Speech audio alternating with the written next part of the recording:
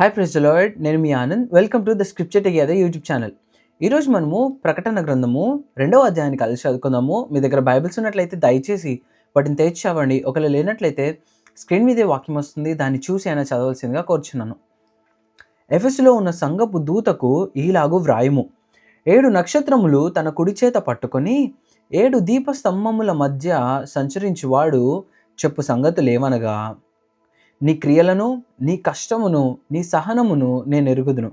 నీవు దుష్టులను సహింపలేవనియు, అపోస్తలులు కాకయే తాము అపోస్తలులమని చెప్పుకొని వారిని పరీక్షించి వారు అబద్ధికులని నీవు కనుగొంటివనియు, నీవు సహనము కలిగి నా నామము నిమిత్తము భారము భరించి అలయలేదనియు నేను ఎరుగుదును.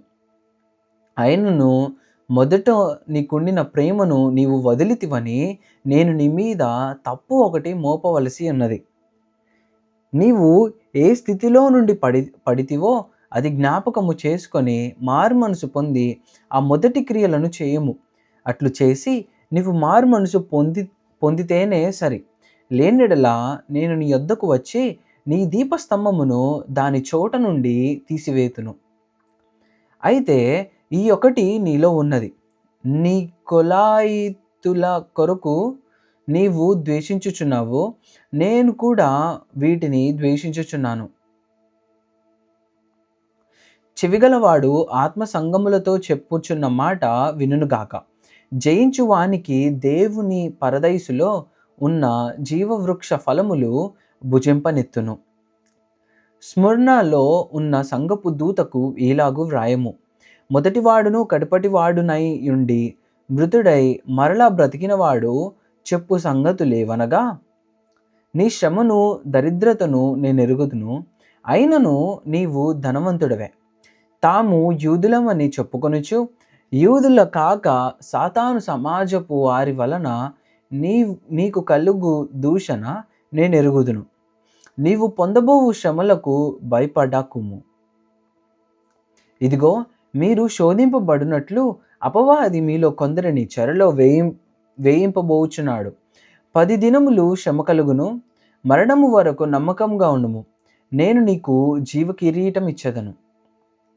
సంఘములతో ఆత్మ చెప్పుచున్న మాట చెవిగలవాడు వినుగాక. జయించువాడు 2వ మరణము వలన ఏ హానియూ చెందడు. పెర్గములో ఉన్న సంఘపు దూతకు ఈలాగు వ్రాయము. వాడి అయిన 2 అంచులు గల ఖడ్గము గలవాడు చెప్పు సంగతులేవనగా, సాతాను సింహాసనమున్న స్థలములో నీవు కాపురమున్నావని నేను ఎరుగుదును. మరియు సాతాను కాపురమున్న ఆ స్థలములో నాయందు విశ్వాసి అయ్యుండి నన్ను గూర్చి సాక్షి అయిన అంతిపయను వాడు మీ మధ్యను చంపబడిన దినములలో నీవు నా నామము గట్టిగా చేపట్టి నా యందలి విశ్వాసమును విసర్జింపలేదని నేను ఎరుగుదును. అయినను నేను నీ మీద కొన్ని తప్పిదములు మోపవలసి ఉన్నది. అవేవనగా, విగ్రహములకు బలి ఇచ్చిన వాటిని తినునట్లును, జారత్వము చేయునట్లును, ఇశ్రాయేలీలకు ఉరి ఎడ్డుమని బాలాకునకు నేర్పిన బిలాము బోధను అనుసరించువారు నీలో ఉన్నారు. అటువలనే నికోలాయితుల బోధననుసరించువారును నీలో ఉన్నారు. కావున మారుమనసు పొందుము. లేని ఎడల నేను నీ యొద్దకు త్వరగా వచ్చి నీ నోట నుండి వచ్చు ఖడ్గము చేత వీరితో యుద్ధము చేసేదను. సంఘములతో ఆత్మ చెప్పుచున్న మాట చెవుగలవాడు వినుగాక. జయించువానికి మరుగయ్యున్న మన్నాను భుజింపనెత్తును, మరియు అతనికి తెల్ల రాతినిత్తును. ఆ రాతి మీద చెక్కబడిన యొక్క కొత్త పేరుండును. పొందిన వానికే గాని అది మరి ఎవనికి తెలియదు. తుయతైరలో ఉన్న సంఘపు దూతకు ఈలాగు వ్రాయము.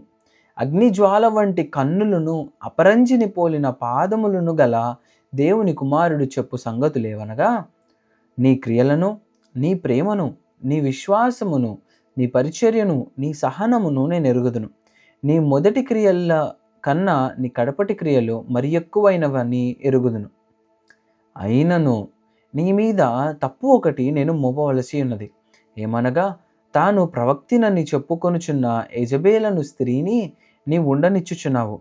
జారత్వము చేయుటకును విగ్రహములకు బలి ఇచ్చిన వాటిని తినుటకును అది నా దాసులకు బోధించుచు వారిని మోసపరుచుచున్నది. మారుమనసు పొందుటకు నేను దానికి సమయం ఇచ్చితిని గాని అది తన జారత్వము విడిచిపెట్టి మారు మనసు పొందనొల్లదు. ఇదిగో, నేను దానిని మంచము పెట్టించి దానితో కూడా వ్యభిచరించు వారు దాని క్రియల విషయమై మారు మనసు పొందితేనే గాని వారిని బహుశ్రమల పాలు చేతును. దాని పిల్లలను నిశ్చయంగా చంపెదను. అందువలన అంతరింద్రియములను హృదయములను పరీక్షించు వాడను నేనే అని సంఘములన్నీ తెలుసుకొనును. మరియు మీలో ప్రతివానికి వాని వాని క్రియల చొప్పున ప్రతిఫలము ఇచ్చెదను.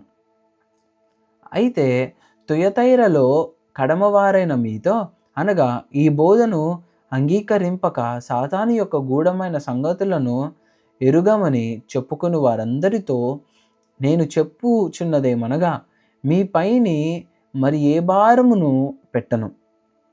నేను వచ్చే వరకు మీకు కలిగి ఉన్న దానిని గట్టిగా పట్టుకొనుడి.